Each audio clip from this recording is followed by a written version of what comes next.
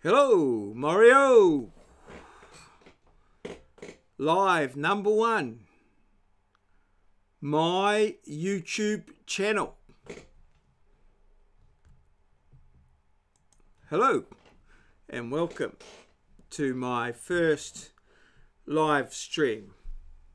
I've had a few goes at this tonight, so this is my second attempt, and it is in celebration of my first 600 videos on YouTube.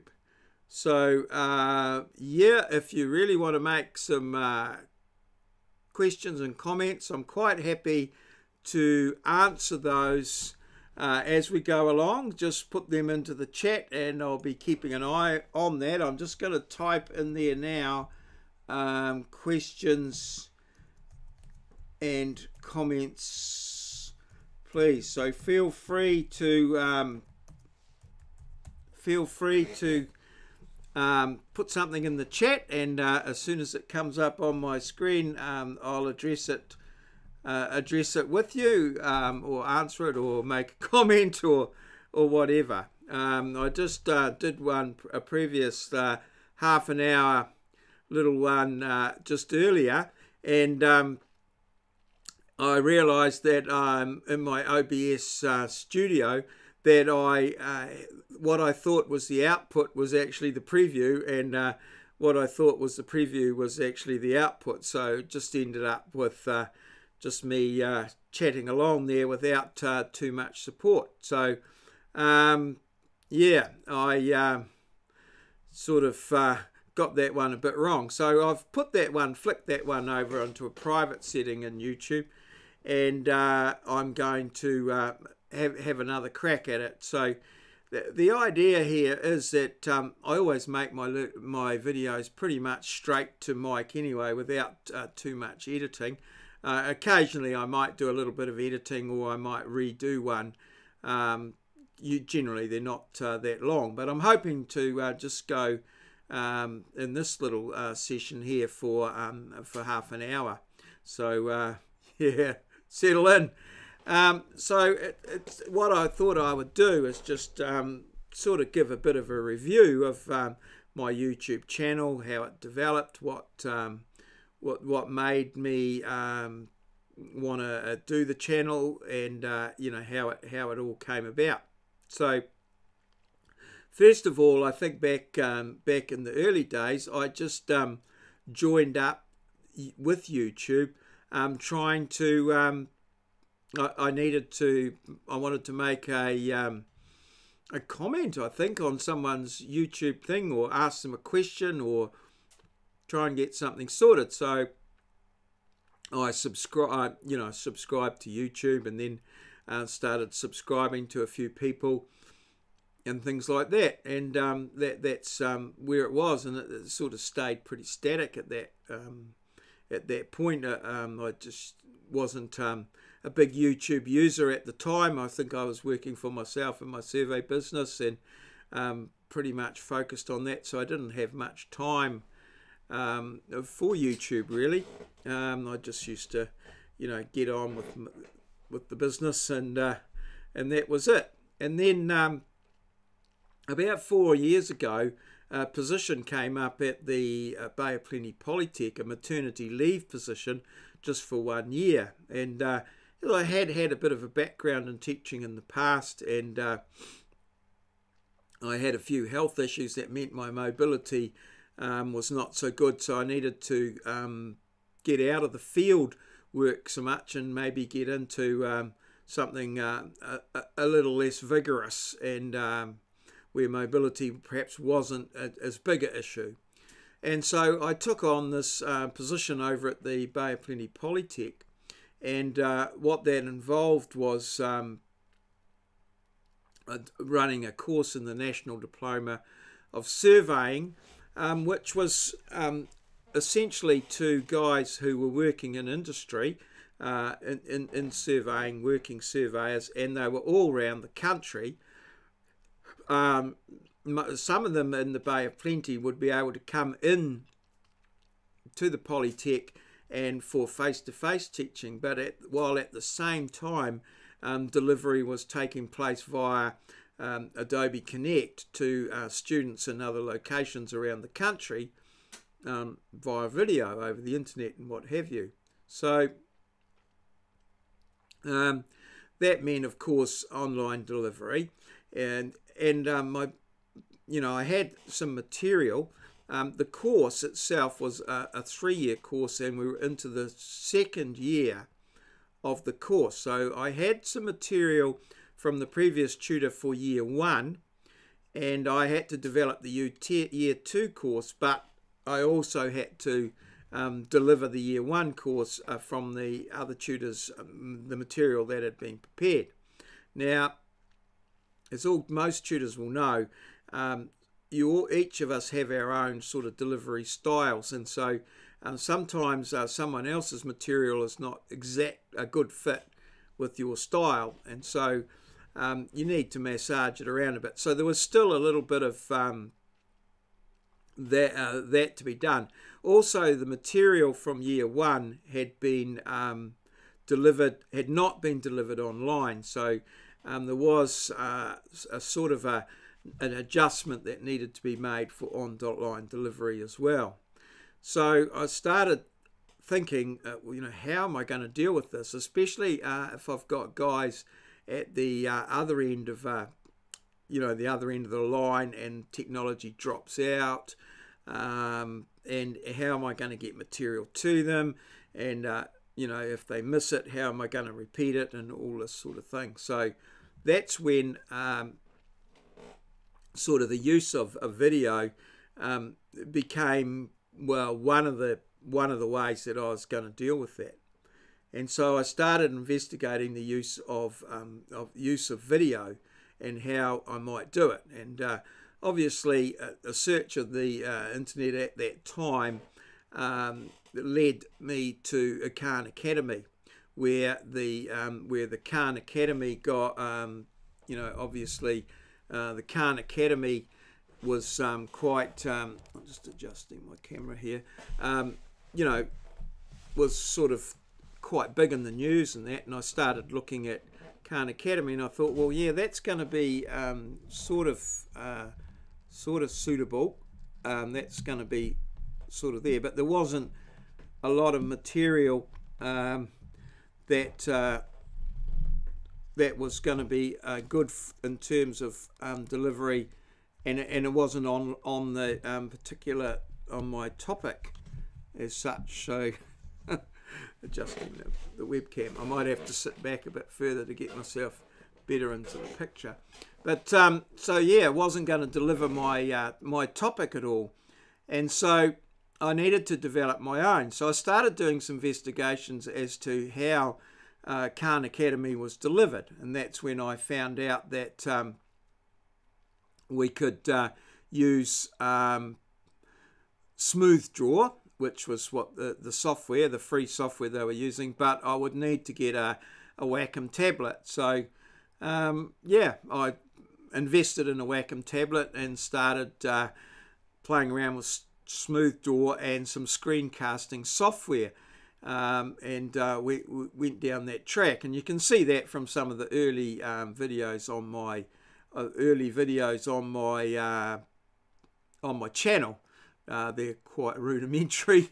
I do have a bit of a problem with my fine motor control. So writing for me has become quite a task and can be a bit variable from one day to the next. So the Smooth Draw one, while I was at early days was able to get some quite reasonable quality out in the writing, at different times it deteriorated, and in fact now I sort of a bit reluctant to use it really. It's a bit of a skill getting to be able to use a tablet and get it to be writing well, but yeah, I have managed to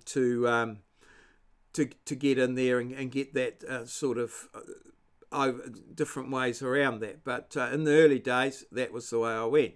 And so that was quite good. It enabled me to use the smooth draw notes. I could use them in my classroom live and talk to them.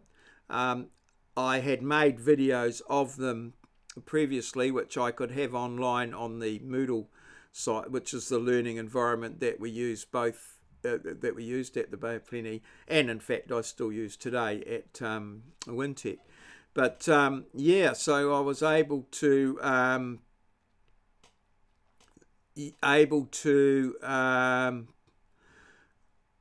yeah, get that sort of up and running, and that worked quite well. It meant that, you know, I could use the notes live in class. There was a record of sort of, you know, what I'd done, you know, through it. So students online, while they could view in the class, they had something to refer to afterwards, or if they missed, or if the technology dropped out, or things like that. You know, everything was pretty good, and that covered us off pretty well. It also means that I get to rehearse what I do in class, because I'm producing a video of it online generally beforehand, and then posting that up. So I can get quite practiced at the material and get to go through it and that sort of thing, and find out any little errors and things in it sometimes as we go through it the second time. So that pretty much was about where I got at the end of the first year with the Khan Academy type style. I was aware that I could get my my face be the picture of my work and things like that, but yeah, I was a bit reluctant to go down that track, to be perfectly honest. It was very hard, lighting and things like that, and you can see that here tonight, that lighting can be a bit of an issue. So and that is something that I'm trying to work on, is to try and get my lighting, get some decent lighting into where I use my webcam and things. But also webcams can be a bit tricky, and also especially in a working environment, finding somewhere to actually record videos and that in a quiet environment can be a bit tricky as well. So after 1 year at the Bay of Plenty, my time up there was a 1 year position. I then managed to get a job at Wintec in Hamilton, Waikato Institute of Technology, and that's where I am today. Now, in terms of making the videos and things like that, it's also probably important to note that one of the reasons why I went to YouTube is because it stores the videos without too much space, and they're quite easy to link to. So in terms of if I was to actually store all my video material, firstly on hard drives and things like that, which I have got most of it, but it takes up quite a lot of space. But also in programs, in Moodle learning programs and online, it takes up a lot of space, and is usually quite often goes past the limitations that are set. So using YouTube to store the videos is by far and away the best option in my opinion. And so I just link to the videos there. They're all there. I can make them private, unlisted, or public, depending on how I want to go. And so that gives me a fair bit of scope, really. So after about 1 year at Bay of Plenty, I then went over to Wintec.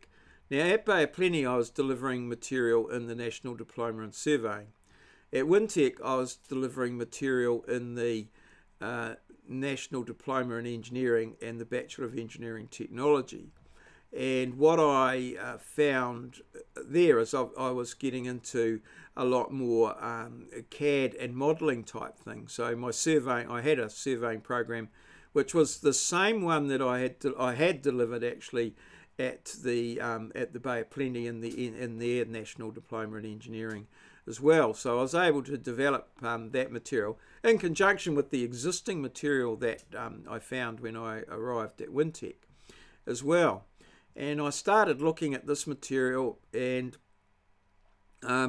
wanted to apply my video things to it. So I made a few Khan Academy style things, and then I started into the CAD work, and I realised that I could sort of make up little tasks and things on CAD that students could follow through as they were doing their CAD, and that suited itself more to my style of teaching. I would rather do the ones on video than stand at the front of the room and have everyone follow me, which, you know, that suits some people, but it doesn't suit me particularly. Particularly as I was sort of a bit of a novice in the CAD area in terms of you know, delivery and understanding. I was building my knowledge in teaching style. I had my own methods that I used, and I could get what I wanted out of the CAD, but it probably didn't necessarily follow a particularly easy route, and that so it was better for me to make the videos. I learnt as I went how to make the videos, and then the students could follow that, and we could discuss it, and you know, things improved as I went along. So that started to work quite well, and I started to go over to just screencasting with my voice in the background. And but then there was a bit of a change in software. I think of some of my licenses sort of expired, and the software I was using didn't become available, and then I tried to get a license and I couldn't, and different things like that. So I started looking around for free types of software that I could use, and that's when I discovered OBS Studio, or Open Broadcast, I forget what the S stands for, Studio, which is free, and this is what I'm using now, and I'm still learning how to use it, but it's pretty good sort of software. It does everything I want.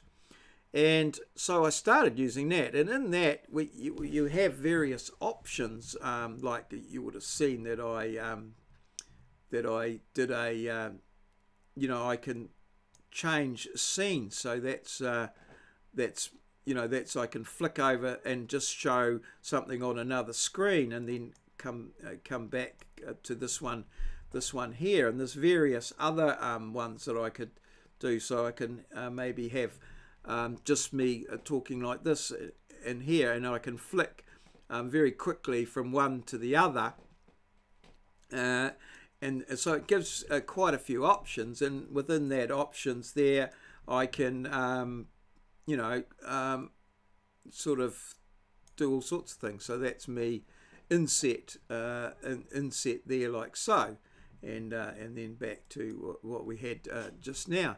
So I realized that I could put my face on the videos, and I thought there was some value in that people could see who they're dealing with, and my students could see that it was me, and they could relate to it.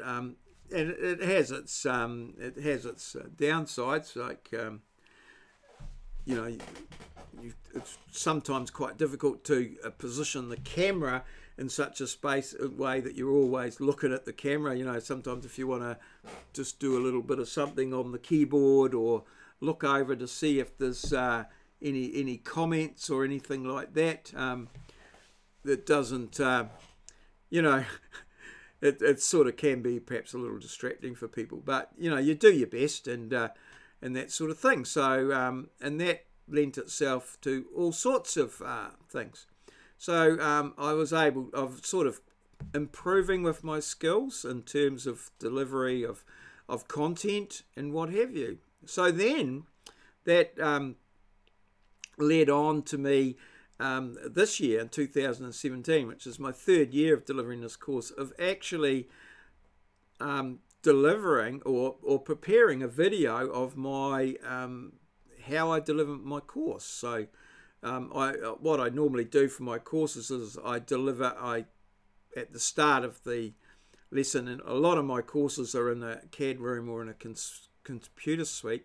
So at the start of my lesson I have a bit of an introduction, which I go through, and it's based on a PowerPoint. So I'll have the title of the session, followed by the plan of how, the plan of how the lesson's going to go, the timing, what we're going to do, and then followed by the learning outcomes, and then, a bit of an intro and what have you. I also have a lot of resources and material available online on the Moodle.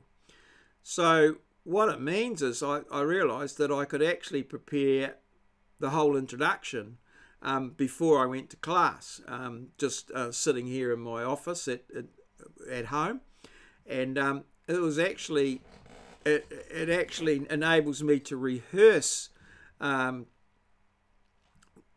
I'm going to do.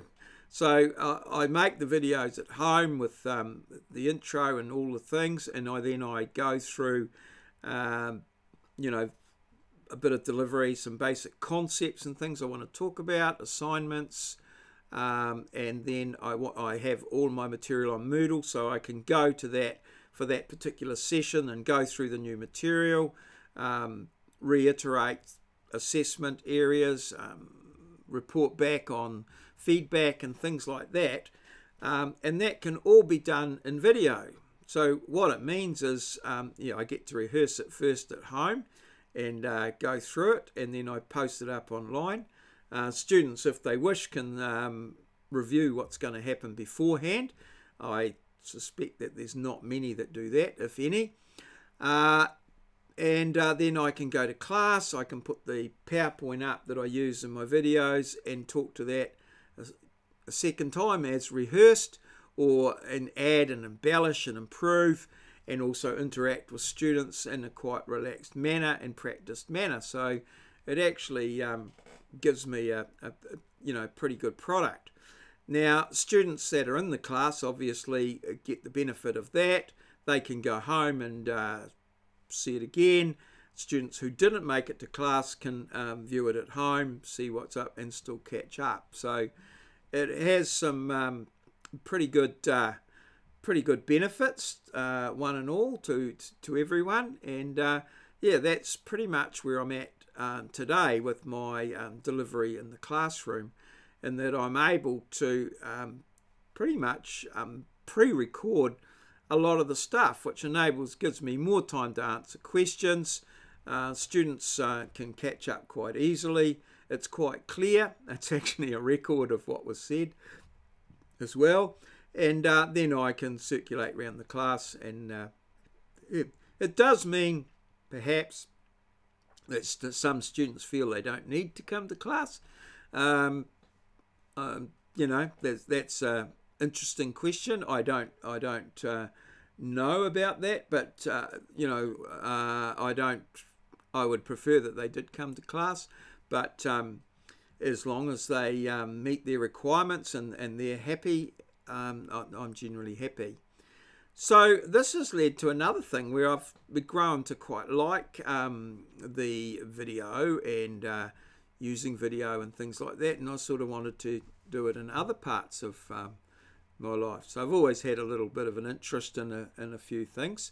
So I've developed a few other little products based on my love of a good laugh and a bit of stand-up comedy and things like that. So perhaps one of the first products I developed was Web Crap of the Week, where there's a lot of rubbish that comes through, well, not rubbish, but funny stuff that comes through, that little memes and pictures and funny things, and I find them a bit amusing and have a bit of a laugh. So I started storing them away, and then I thought, well, I'll just the best ones, I'll put them out in a little video called Web Crap of the Week. So I've started up Web Crap of the Week, and it comes out every week. I do it on a Friday, Web Crap of the Week on a Friday evening. I circulate through all the ones that I've found and put them together into a PowerPoint, and then I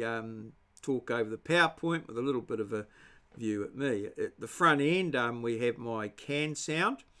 When I was at Bay of Plenty, I thought it would be quite funny to start all my videos with the sound of a can opening. A couple of students in jest sort of suggested that it was unfair on them that while they were studying, they had this picture of me laxing back with a beer. As it turns out, my can was a can of Coke, and I don't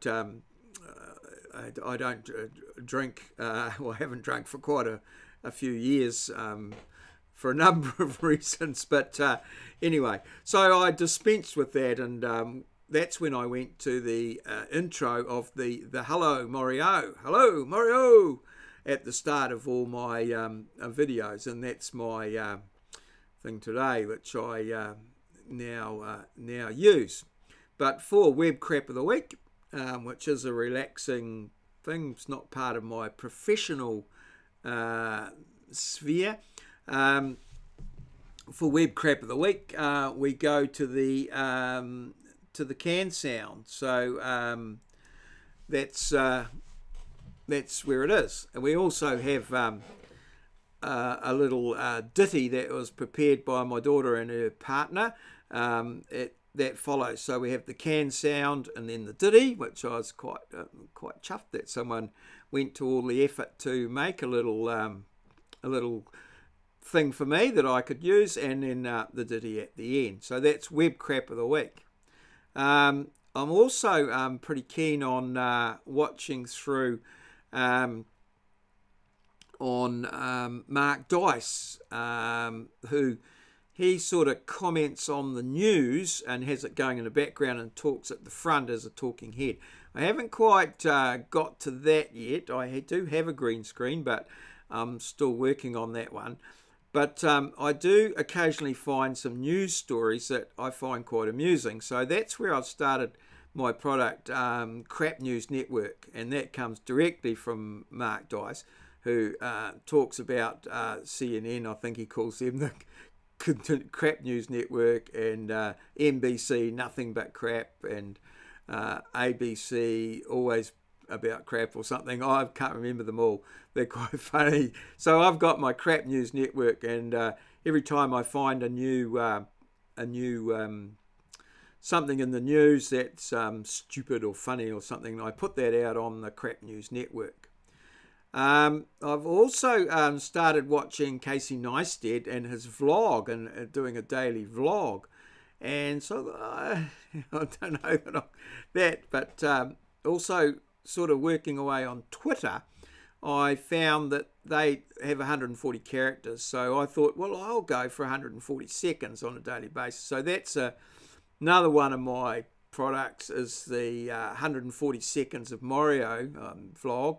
And I try and talk for 140 seconds, more or less, on things that have happened during the day, and what I'm doing, and where I've been, and how things went, and generally try to find positive things to talk about during the day for 140 seconds and put that out every day. And that's can be quite tricky, actually, to get that out and come up with some ideas, and I quite enjoy the challenge.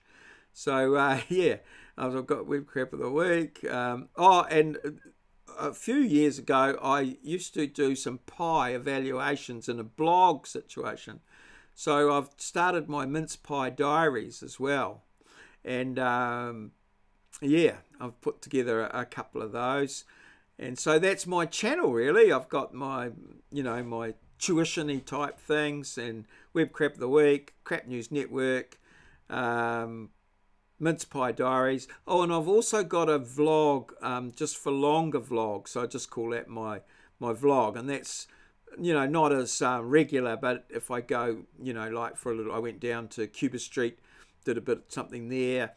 I did a thing on my burn barrel, which I was quite pleased about, my burn barrel, and just other things that will come up as they do. I'll come into that. So that's sort of pretty much up to date where I'm with my channel.